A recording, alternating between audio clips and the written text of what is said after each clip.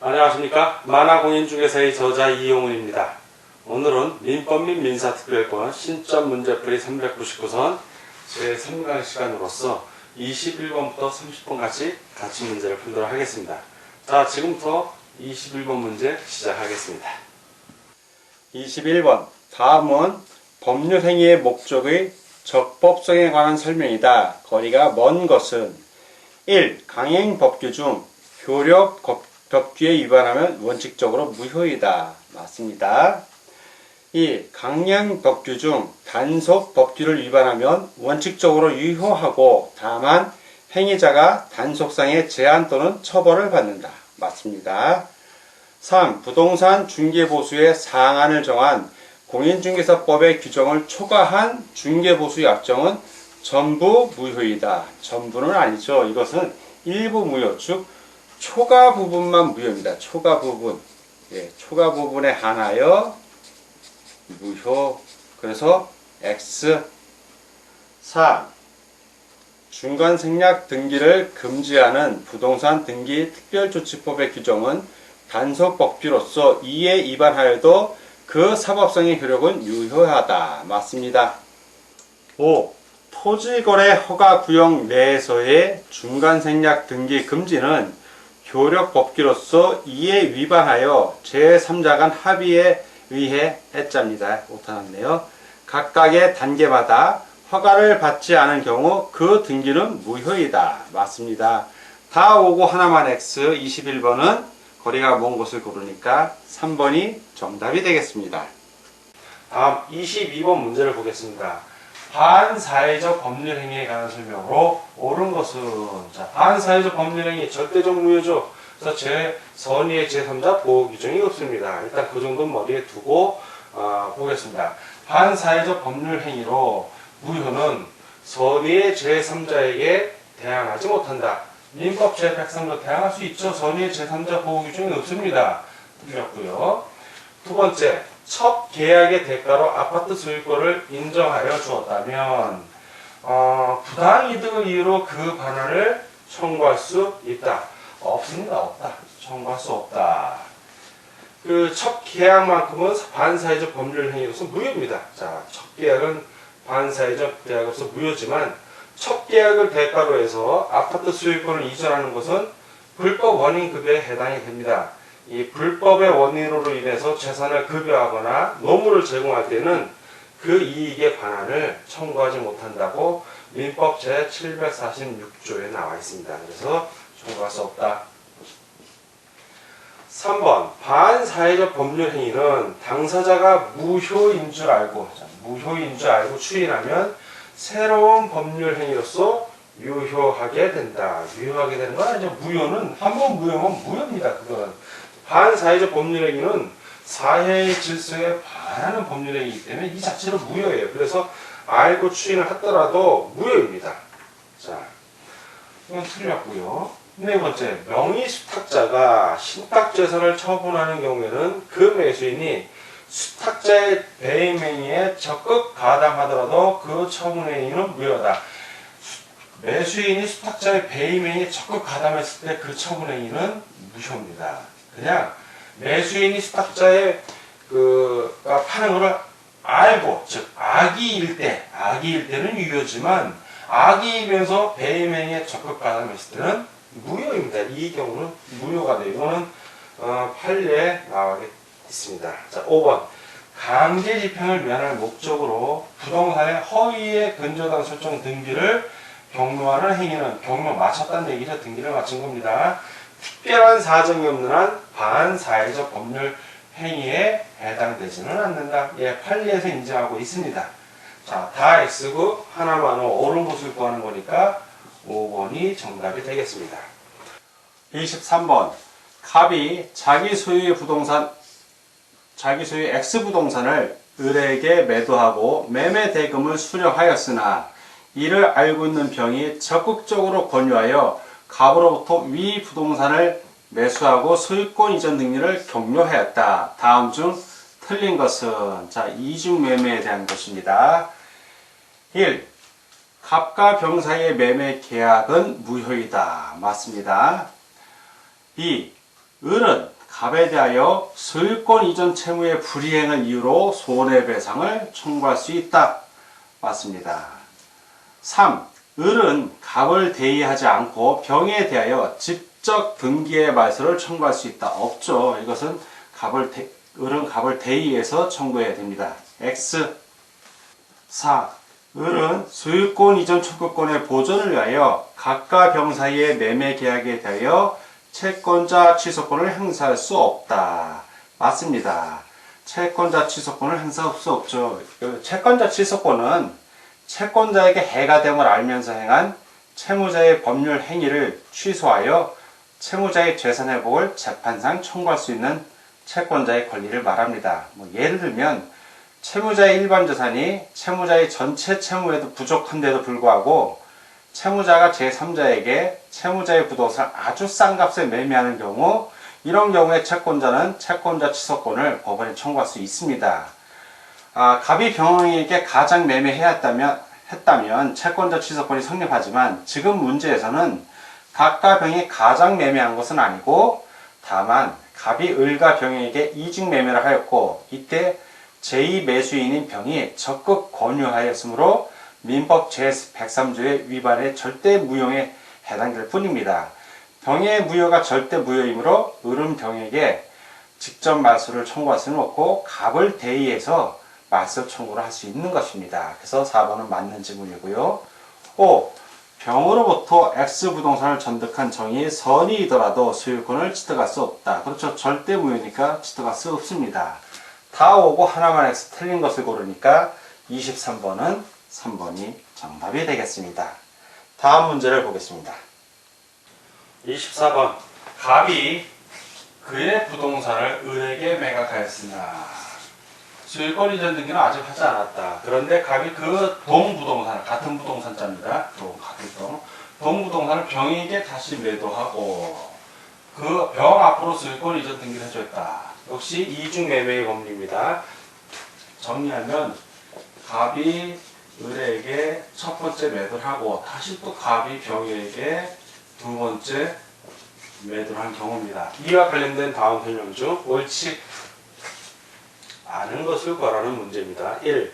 부동산 이중명도의 전형적인 사례로서 반사회적인 것으로 평가되어 무효가 되기 위해서는 제2양수인인 병이 매도인의 배임행위에 적극 가담해야 한다. 그렇죠. 단순히 알고 있는 것만 갖고는 안 되고 적극 가담해야 됩니다. 자, 이거 맞는 설명이 되겠습니다. 두 번째, 병에게 해당 부승을 증여. 그렇죠. 갑이 병에게 매도가 아니라 증여를 한 경우도 역시 이중양도의 법리가 적용이 됩니다. 세 번째, 을에게 매도된 부동산의 병이 근저당권을 설정은 병이 은행으로서 갑이 을에게 매도하고 그 부동산에 또 병에게 근저당권을 설정해 준 겁니다. 이 경우도 이중양도의 법리가 적용됩니다. 맞습니다. 4. 반사회적 법률 행위에 해당하여 무효인 이중매매계약의 제2양수인인 병으로부터 그 부동산을 전득한 정의 성인인 경우 정은 이중매매 유효를 주장할 수 있다. 반사회적 법률행위가 이미 무효가 된 거예요. 무효. 자, 반사회적 법률행위 무효는 선의의 제3자 규정이 있다 없다? 없다. 이것만 알면 쉬운 거예요. 제3자가 선의라도 보호를 안 하니까 주장할 수 없는 겁니다. 절대적 무효이기 때문에. X. 5. 무효인 이중매매 계약인 경우 을은 갑을 대의하여, 즉 갑을 대신하여 병 앞으로 종료된 소유권 이전 등의 말소를 청구할 수 있고, 그렇죠. 갑을 대위하여 갑으로부터 병으로의 소유권 이전 등기가 말소되면 이어서 을은 갑에 대하여 소유권 이전 등기를 청구할 수 있다. 판례에 있는 내용입니다. 정확하게 설명하고 있습니다. 다 오고 하나만 X 옳지 않은 것을 구하니까 답은 4번이 되겠습니다. 다음은 25번 문제를 풀도록 하겠습니다. 25번. 갑은 자신의 부동산 A를 을에게 매도하는 계약서를 쓰면서 계약금을 받았다. 그리고 나서 다시 병에게 A 부동산을 매도하고 소유권 이전 등기를 했다. 역시 이중 매매에 대한 문제입니다. 이에 대한 설명 중 옳은 것은, 옳은 것을 구하는 문제입니다. 1번. 별도의 위약금 약정이 없더라도 을은 갑에게 손해배상금 명목으로 계약금의 배액을 지급할 것을 청구할 수 있다. 위약금 약정이 없기 때문에 청구할 수 없습니다. 위약금 약정이 있어야만 그 위약금 약정에 의해서 손해배상 명목으로 배약금 2배를 지급하시오라고 청구할 수 있는 것입니다. 이 위약금 약정이 없을 경우, 이런 특약이 없을 때 을은 채무 불이행을 원인으로 한 손해배상만 청구할 수 있을 뿐이고, 자기가 손해본 게 없으면은 따로 손해를 또 배상 청구할 수도 없습니다. 그래서 일반적으로 공인중개사가 중개 업무할 때는 위약금 약정, 이 계약금을 만약에 갑이 을에게 주고 서로가 이행을 못하는 경우에는 계약금의 배액을 산정하는 위약금으로 한다라는 규정을 요즘 대부분 놓고 있습니다. 계약을 완벽하게 하기 위해서. 자, 없는데 있다고 그랬으니까 이거는 틀린 지문이 되겠습니다. 두 번째, 병은 원칙적으로 갑과의 매매 계약을 취소할 수 있다. 자, 병은 원칙적으로 갑과의 매매를 취소하려면 갑과 병 사이에 그 병이 피해자여야 되는 거죠. 근데 지금 병은 피해를 입은 게 없기 때문에 취소할 수가 없는 겁니다. 세 번째, 병이 선의인 경우에만 위 부동산의 소유권을 취득할 수 있다. 아니죠. 악의인 경우에도 취득할 수 있습니다. 악의인 경우에도. 왜냐하면 병이 악의, 그래, 갑이 을에게 팔았다는 걸 알고 있어요. 자, 알고 있는 사실이고, 그렇지만 갑에게 적극적으로 나에게 하세요라고 매입행위에 적극 가담을 하지 않고 그냥 악의인 경우에는 취득할 수 있습니다. 그래서 반드시 선의인 경우에만 취득하는 게 아니라 단순히 악의인 경우에도 소유권을 취득할 수 있으니까 틀린 지문이 되는 겁니다. 선의인 경우에만, 요 만자가 틀린 거죠. 4. 을은 병을 상대로 직접 소유권을 잡는 게 의무를 이해할 것을 청구할 수 있다 없다? 없죠. 갑을 대위하여, 그게 반드시 나와줘야 됩니다. 5. 을은 최고 없이 어떤 최고 알린다는 거예요. 알리는 거 없이 갑과의 매매 계약을 해지할 수 있다. 그렇죠. 더 이상 채무 불이행 상태이기 때문에 을은 최고 경고할 거 없이 바로 계약을 해지할 수 있는 겁니다. 맞죠? 다 X고 하나만 옳은 것을 고르니까 25번은 5번이 정답이 되겠습니다. 다음은 26번 문제를 보도록 하겠습니다. 26번. 반사회적 법률 행위 및 불공정 행위에 관한 설명 중 옳은 것은 1. 부당 없는 증여를 불공정 행위라는 이유로 무효가 될 수 없다. 맞죠? 부당 없는 증여, 그냥 증여를 했어요. 돈 안 받고. 그거는 불공정 행위라고 할 수가 없습니다. 그거는. 그냥 준 건데. 예. 자, 이건 맞는 질문이 되겠고요. 두 번째, 부동산 이중 매매가 반사회적 법률 행위로서 무효가 되는 경우, 제일 매수인은 매도인에게 손해배상 청구를 할 수 있지만 매도인을 대의하여 제2매수인 명의로 된 소유권을 주는 게 말소를 청구할 수 있다죠. 대의해서 청구할 수 있습니다. 왜? 부동산 이중매매가 반사회적 법률 행위로서 무효가 됐기 때문에. 자, 틀린 질문이 되고요. 3. 부동산 등기 특별조치법을 위반한 중간생략 등기는 사회질서에 반하여 무효이다. 이거 중간생략 등기는 일반적인 지역에서만 실제로 유효입니다. 그냥 무효가 아니라 유효. 다만 토지거래 허가 구역에서만큼은 무효입니다. 자, 이게 지문이 잘못되어 있고.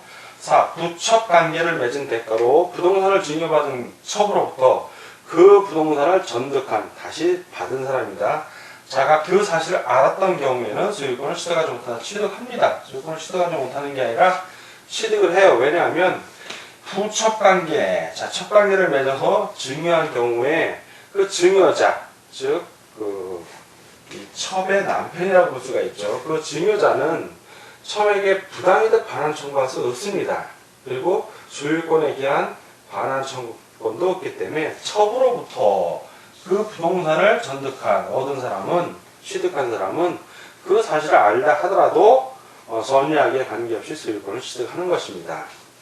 자, 이것도 틀렸고요. 5. 불공정 행위의 양 당사자는 이미 이행한 것에 반환을 청구할 수 있다. 불공정 행위의 양 당사자가 아니라 불공정 행위가 있으면 물론 반환을 청구합니다는데 양 당사자가 아니라 피해자죠. 피해자가 청구해야지. 가해자가 청구하면 이상하잖아. 27번. 불공정한 법률 행위에 대한 설명이다. 거리가 먼 것은, 자, 불공정한 법률 행위 역시 이제 폭리행위라고 하는데, 이게 만약에 확정이 되면 이 역시 반사회질서 법률 행위로서 무효입니다. 1. 민법 제104조의 불공정한 법률 행위란 당사자의 궁박, 경솔 또는 무경험으로 인하여 현저하게 공정하게 이룬 법률 행위를 말하며, 이러한 불공정한 법률 행위는 무효이다. 맞습니다. 두 번째, 폭리가 되려면 급부와 반대급부 사이에 현저한 불균형이 있어야 하나, 증여와 같은 대가적 의미의 출현이 없는 무상행위에는 불공정한 법률 행위가 적용되지 않는다. 맞습니다. 세 번째, 현저히 불균형이 존재하는지 여부의 판단은 변제기를 기준으로, 즉 돈 갚을 때, 채무 이행할 때를 기준으로 한다. 이게 아니죠. 법률 행위를 할 때입니다. 처음에 법률 행위를 할 때 법률 행위시를 기준으로 합니다. 틀렸네요. 네 번째, 폭리자가 피해자의 궁박, 경솔, 무경험을 알고 이용해야 하는데 이 중 어느 하나만 갖추어도 충분하다. 맞습니다. 다섯 번째, 매도인의 대리인이 매매 계약을 한 경우에 불공정 여부에 있어서는 경솔, 무경험은 대리인을, 그래서 경무대라고 암기하시라고 제가 말씀드렸고, 기준으로 하고, 궁박 상태는 매도인 본인을 기준으로 판단해야 한다. 맞습니다. 다 오고 하나만 X, 거리와 먼 것을 구하는 문제니까 답은 27번은 3번이 되겠습니다. 다음 28번 문제를 보도록 하겠습니다. 28번. 불공정한 법률 행위에 대한 설명 중 옳은 경우를 모두 고른 것입니다. 옳은 거를 고른 거. 기업 폭리 행위는 피해자에게 궁박 상태가 존재한다는 사실에 대한 폭리자의 인식만으로 성립한다. 아니죠. 인식 플러스, 자, 이거 인식 플러스 악의, 즉 피해 당사자 측의 사정을 알면서 이를 이용하려는 의사도 있어야 되는 거니까 인식만으로는 안 되고 어떤 악의가 있어야 돼. 악의. 이용하려는 뜻이 있어야 된다는 거죠. 왜 틀렸고. 피해자의 궁박에는 정신적 궁박이 포함됩니다. 그렇죠. 이거 맞습니다. 피해자의 궁박에는 경제적, 정신적, 심리적 궁박 모두 포함이 됩니다. 디귿. 대리인에 의한 법률 행위인 경우 궁박은 대리인을 기준으로 판단한다. 항상 요거 나오면 경무대를 외워두십시오. 경무대. 그래서 경솔 무경험은 대리인, 궁박은 누구? 본인을 기준으로 판단하는 겁니다. 틀렸죠? 리얼, 가격이 현저하게 대가적 균형을 잃었다고 하여 궁박이 추정되는 것은 아니다. 증여 같은 경우는 생각해 보세요. 어느 한쪽이 일방적으로 많은 재산을 줘도 상대가 하나도 대가를 지불 안 하는 경우 있을 수 있습니다. 그렇다고 해서 궁박이라고 하지 않거든요.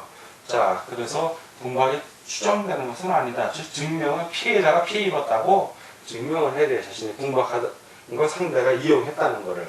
또 맞는 질문이 됩니다.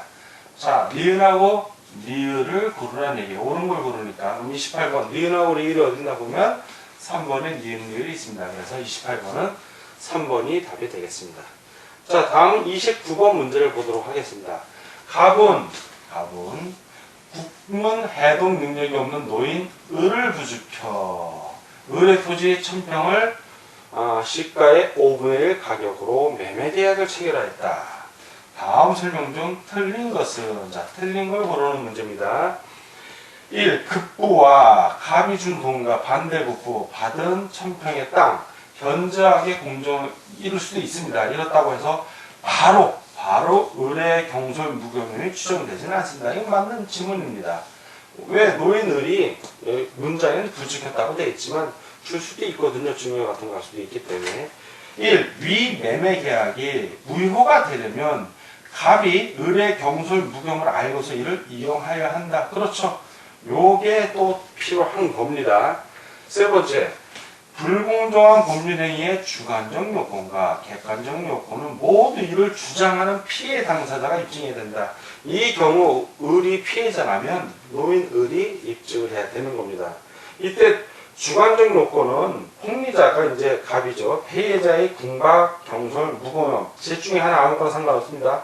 그걸 알고 그것을 이용해야 되고, 이제 객관적 요건은 폭리가 되기 위해서 급부와 반대급부 사이에 현저한 불균형이 있어야 하는 겁니다.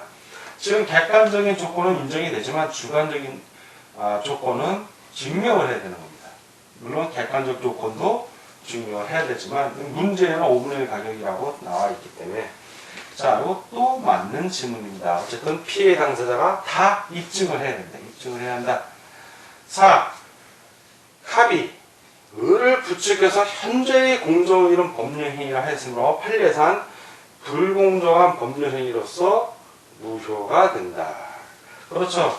지금 지문에는 갑이 을을 부추겨서 현재의 공정을 이룬 불공정한 법률행위를 했기 때문에 판례상 불공정한 법률행위로서 무효가 되는 겁니다. 29번 지문 자체로 봤을 땐. 5번 갑이 선의의 제3자 병에게 소유권 이전 등기를 해줬으면 노인 을은 병에게 대항할 수 없다. 자, 이게 현저히 4번 지문이 맞고 지금 이 상황에서 갑이 선의의 제3자에게 소유권 이전 등기를 해줬어도 이 불공정한 법률행위 같은 경우 선의의 제3자 보호 규정이 없습니다. 그래서 선의의 제3자는 대항할 수 있다 없다. 자, 선의의 제3자가 대항할 수 없는 거니까 노인들은 대항할 수 있다 없다. 있다죠. 자, 그걸 잘 생각하시고 이해할 겁니다. 그래서 틀린 지문이 됩니다. 다 오고 하나만 X, 틀린 걸 고르는 거니까 29번은 5번이 되겠습니다. 30. 판례의 입장에 비추어 불공정한 법률 행위라고 보기 어려운 것을 고르시오. 1. 대물 변제의 목적물인 부동산의 가격이 채권액의 3배 내지 4배가 되는 4배입니다. 배가 되는 대물 변제 계약. 자, 이건 판례상 불공정한 법률행위라고 인정을 했습니다. 이게 뭔 뜻이냐면 대물 변제.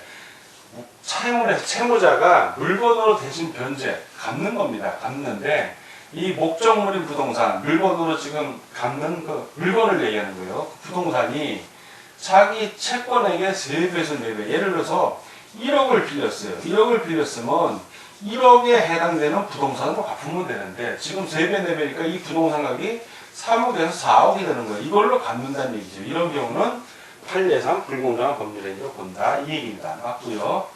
두 번째, 사실과 다른 고소에 의해 구속된 상태에서 정신적, 경제적으로 궁박한 상태에서 고소인의 주장을 그대로 인정하고 합의가 이루어진 경우 사실과 다른 고소인데 이건 역시 불공정한 법률행위라고 인정을 합니다. 3. 자식과 상의 없이 시설복지금 2억 원을 증여하겠다는 노인의 증여계약. 아니 노인이 자기 돈 자기가 증여하겠다는데 뭔 상관입니까? 이건 상관이 없는 거예요. 이건 불공정한 법률행위가 상관이 없죠. 증여니까. 4. 망인의 사망에 따른 손해배상금으로 지급받을 수 있는 금액보다 훨씬 적은 금액만을 지급받으면서 가해회사가 제시한 합의서에 날인한 경우.